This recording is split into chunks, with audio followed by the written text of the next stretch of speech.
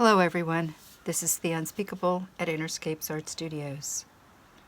We're using these colors today. Today it is 1 week since we have been under the stay-at-home mandate here in Northern California. I thought it was 2 or 3 weeks already. It's only been 7 days. Oh my goodness. So I must say it's difficult, but I'm having a great time. And that does not lessen my compassion, concern, and my prayers for the people who are having a real struggle and a fearful time. But I'm not having that right now. In this last week, I have done something that I've always wanted to do in my entire life, is sleep when I want to for as long as I want to, and get up whenever I wake up, no matter what time that is, and then go back to sleep when I'm tired again. So very strange sleep hours this week. One day I went to bed at 4 o'clock in the afternoon and slept till 1:30 a.m. and got up, did some things, and went back to bed around 5, and then got up at 8:30. Other days I stay up until 2 or 3 and sleep till noon the next day. I don't like those days so much. I like being up in the morning. But it's beyond my preference. I'm just letting my body unwind. And you know, when you're really tired and you work a lot, even when you love your work, sometimes the idea of sleep is so good. And I've been able to do that. What a blessing. What a treat that is. Just to go to bed whenever you feel like it. My favorite part of this. I'm not working. I have no work. I'm not worried right now. I could be in the future, but I'm not. And I do have a healthy relationship with the I don't know. So I talk a lot about prayer, and I'm not an overtly, outwardly religious person. But prayer, I have done a lot of different kinds of prayers in my life. And prayer is a way of speaking deeply with respect and humility, but alertness and listening to the subtle events in the I don't know. That's my way of putting it right. That's my secular way of describing it right now. I was raised in a religion, and I studied many different religions and participated, not just intellectually studying them, but spending time doing the practices, the prayers, and the rituals, and the religious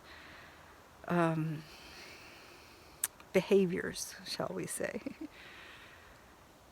And I think it's important, but I think the religions of the past need a serious upgrade. And that can only come from us, and the way that we participate in them, and the way that we connect. It's windy. I don't know if you're hearing the wind. It's beautiful here right now. It's cold. So 1 week in, gosh, I haven't cleaned the house yet. I actually started to last week. I was very excited. Oh my gosh, I have so much time to rearrange everything in here. And I was bending over and picking up a crate of paintings and twisting, and I cracked a rib. So even though I'm alone, I have a really good time. And cracking a rib is pretty serious. I don't know if I cracked the rib itself, or if I cracked the cartilage sleeve or the cartilage connection. But I was in excruciating pain for 4 days. And I'm not going to the doctors right now. That's where all the sick people are. I don't need to take away any attention. And I'm not very fond of the doctors. So I felt around. I did my qigong and some yoga to feel what exactly I did. If I cracked a rib, it was one of the short ones on the side. I think I might have popped some of the ligaments or connective tissue connecting the rib cage to the obliques.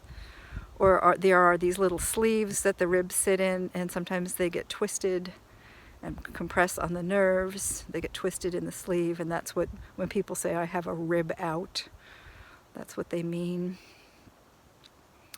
Anyway, I wrapped it up. I have my herbal remedies for bone set.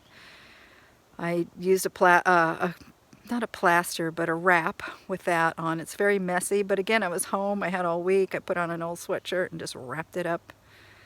And it's much better. Much, much, much better. Not totally healed yet. So maybe this week I'll work on redoing the studio and the apartment. Not my favorite thing, but that's okay. It does need to be done, and I have the time. So what are you doing with your time? I'm using my time alone to really connect with the inner space inside of me, the quietness. You know, you say prayer, meditation, contemplation. I like this idea of the internet. I said that on the last video. This is Carolyn Mace's idea. Because on the internet, you can connect with a zillion things, just like you can on the internet. Some of it can be useful, and some of it can be distracting. So finding what's useful and your true sense of self and your true connection with all of the energies, the healing, the love, the compassion, all the goodness that human beings are capable of is available on the inside. So that's also one of my projects, to deepen my internet connection and maybe even upgrade the broadband a little bit. Okay, we'll take a break here.